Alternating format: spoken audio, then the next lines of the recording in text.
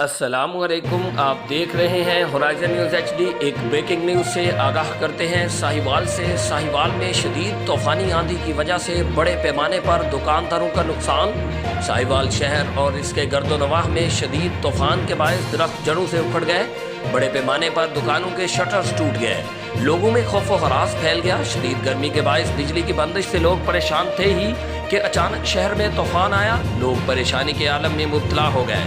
محکمہ food authority کے ملازم شٹر لگنے سے بال بال بچ گئے۔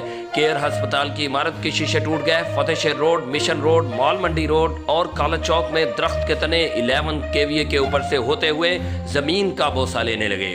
چوک بنات الاسلام اسکول کے پاس چلتی گاڑی پر درخت گر گیا۔ آندھی کے باعث کچھ علاقوں میں بجلی غائب۔ ذرائع سے معلوم ہوا ہے کہ 3 افراد زخمی ہوئے ہیں، تاہم ابھی تک کوئی جانی نقصان کی اطلاع نہیں۔ رپورٹ محمد حماد رضا، انچارج نمائندگان ہورائزن نیوز ایچ ڈی۔